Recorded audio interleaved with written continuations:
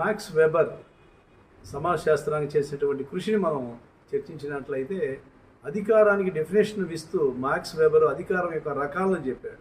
ఇవి చాలాసార్లు మనకి ఎగ్జామినేషన్లో సివిల్ సర్వీసెస్లో ఉన్నటువంటి ఇంతకుముందు ఆబ్జెక్టివ్ టైప్లో అడిగారు. తర్వాత ఎక్కడైతే మనకి ఆబ్జెక్టివ్ టైప్లో ఉన్నటువంటి నెట్ ఎగ్జామ్స్ కానీ లేకపోతే ఇతర ఎగ్జామ్స్ కానీ చూసుకుంటే వాటిలో కూడా అడిగారు. చాలా ముఖ్యమైనటువంటి ఈ యొక్క అథారిటీ థియరీని మ్యాక్స్ వెబర్ చెప్పడం జరిగింది. సహజంగా సమాజంలో 3 రకాలైనటువంటి అధికారాలు ఉంటాయి అని చెప్పేసి మ్యాక్స్ వెబర్ గుర్తించాడు.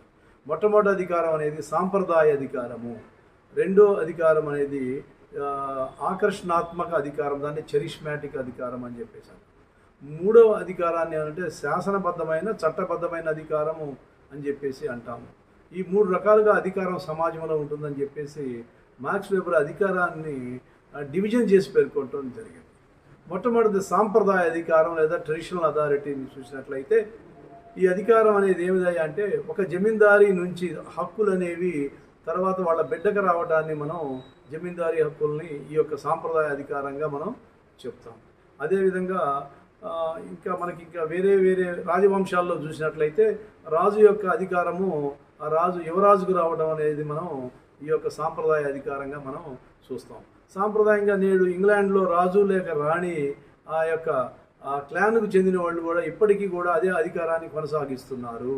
దీన్ని సాంప్రదాయ అధికారం అంటారు. రెండోది ఆకర్షణాత్మక అధికారం అంటే ఆ వ్యక్తికి ఉన్నటువంటి ఎఫినిటీ, ఆ వ్యక్తికి ఉన్నటువంటి చరిష్మాను బట్టి అధికారం వస్తుంది. ఇక్కడ మనకి ఉదాహరణ తీసుకుంటే మనకి అమెరికాలో ప్రెసిడెంట్ రీగన్ ఆ విధంగా వచ్చాడు.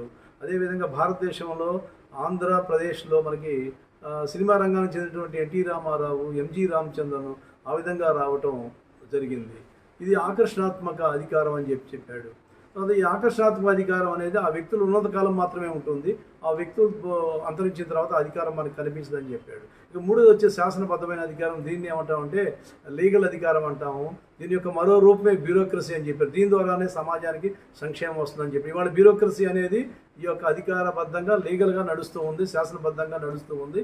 ఈ అధికారం ఎక్కువ సంక్షేమాన్ని తెస్తుందని చెప్పేసి మార్క్స్ వెబర్ అధికార రూపాలలో పేర్కొన్నాడు. Thank you.